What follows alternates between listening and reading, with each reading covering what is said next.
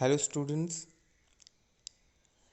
In last lecture we had studied about decline of the Mughal Empire, in which we studied that how Mughal Empire became weak and it was inclining towards its ends. We also saw that how which was Mughal Empire which was very flourishing and very capable and strong during the time of Akbar, during the time of Shah Jahan, during the time of Aurangzeb. It started to decline after the death of Aurangzeb. Aurangzeb was the last strong ruler in the Mughal Empire. After his death, 9 other Mughal rulers ruled, but they were not so successful as the other Mughal rulers were. We also studied about the later Mughals, in which we saw that Bahadur Shah Zafar, Jahandar Shah, Farooq Siyar, Muhammad Shah, Ahmad Shah, Alamgir II, Shah Alam II, Akbar II, and Bahadur Shah Zafar. 9 later Mughal rulers ruled for almost 150 years, but they were not that strong.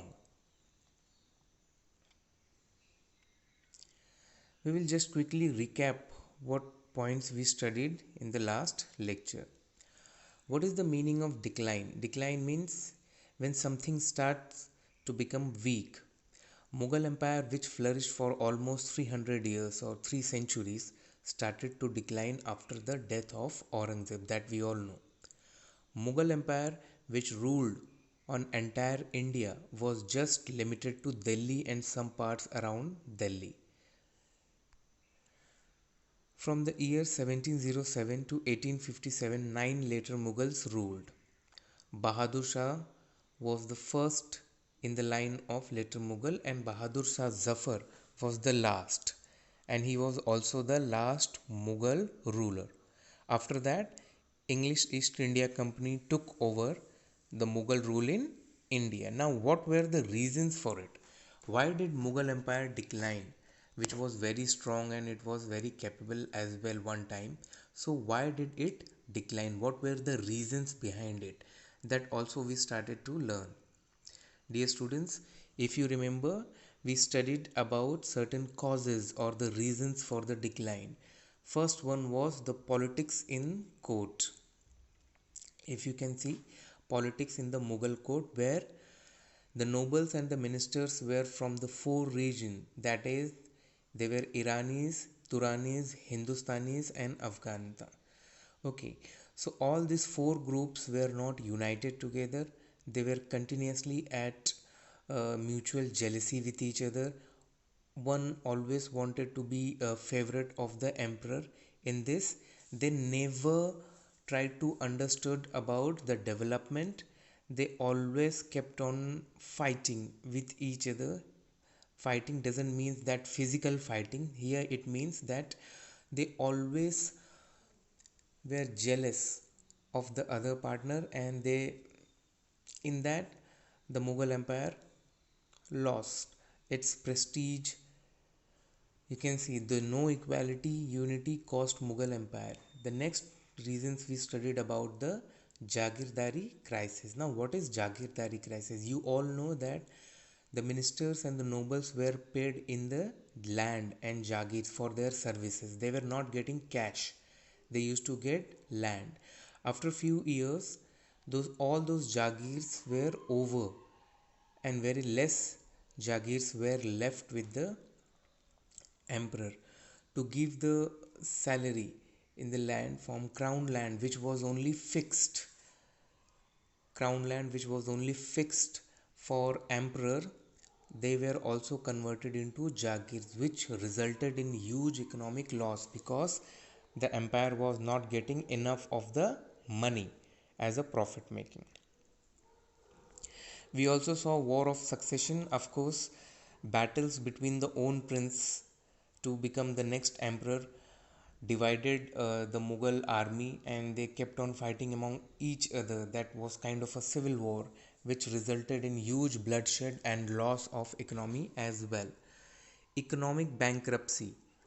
Shah Jahan wasted a lot of money in making monuments like Taj Mahal, Red Fort, Jama Masjid, Moti Masjid, Shah Jahanabad, etc. So all that forts and the monuments and the cities was constructed on the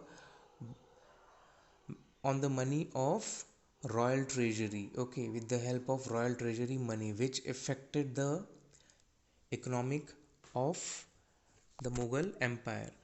Aurangzeb numerous wars against Rajput, Jats, Marathas, continuous war for almost 25 years, 26 years, which led to the economic loss as well as the death of the soldiers as well, which resulted into the economic loss and the downfall of the empire. Weak military organization. We also studied about the weak military organization. Here, Mansabdar who used to maintain their army or troops became corrupt because they were not getting jagirs, as jagirs were very less, so they didn't maintain their army properly. Army used old techniques and they continued with the same techniques for years and years and years. Army was not trained as well. They didn't had navy and neither they tried to make one. So all these factors made military organization very weak. Next, we also studied about the Aurangzeb's religious policy. So we all know that Aurangzeb was not religious tolerant person, he was religious intolerant person. And how we can say that? With the taxes which they imposed on the people, the taxes which they imposed on the people. Which were the taxes? Religious taxes, which were jizya and pilgrimage tax, which was on the non-Muslims, that tell us that he was religious intolerant person, as well as he continuously led war with Marathas, Rajput, Jat, Sikhs, Ahoms as well, which resulted into the continuous downfall of the empire. Now, only 2 points which were remaining last time was the foreign invasion. This was again a very important cause. The foreign invasion, where Nadir Shah from Persia and Ahmad Shah Abdali from Afghanistan, they attacked and looted India many times. Mostly they used to attack the northern part, Delhi, where the Mughals were ruling. Even the Kohinoor Peacock throne was taken by Nadir Shah. Kohinoor, which is the important prestige diamond, which was in India, right now is in the London Museum. But there was a time when Nadir Shah from Persia who took that, even the Peacock throne, which you all have studied in 7th standard, that they were all the very important and precious thing which Shah Jahan had made. One of the important reasons already we have understood about the weak successors. Weak successors, that after the death of Aurangzeb, the rulers who followed, they were very weak, inefficient and incapable and pleasure loving. They didn't had any aim, any goal to achieve the height or expand the territories. Mughal empire was becoming weak, it was shrinking from entire India, it was limited to only Delhi, but nobody tried to revive that thing or to achieve that thing what their forefathers have achieved. They were merely the rulers' puppets in the hands of the nobles and minister. Puppets in the means whatever the nobles will say, they will just do it blindly, they will just follow that. So they didn't use their brain. Because of that, the empire had become very weak and the governor kings formed independent kingdom and empire collapsed. Because of this reason, British East India Company slowly took advantage and challenged the weak Mughal empire. This was the time when the last ruler and the last later Mughal was ruling, Bahadur Shah Zafar. He tried to challenge the British authority, but by that time it was too late. He also accepted the leadership of the famous revolt called as 1857, or the first war of independence, which is very popular in the history, which we will be learning later. So he became the leader, and because of that, the Britishers attacked on him and defeated him, and they exiled him to Rangoon. Exiled means they sent. All other family members of Bahadur Shah Zafar were killed by the Britishers, and nobody was left. With this, the great Mughal Empire ended, which was a very strong, very capable, flourishing during the time of Akbar, Jahangir, Shah Jahan, Aurangzeb. It started to decline during the time of later Mughals after the death of Aurangzeb, and slowly it ended.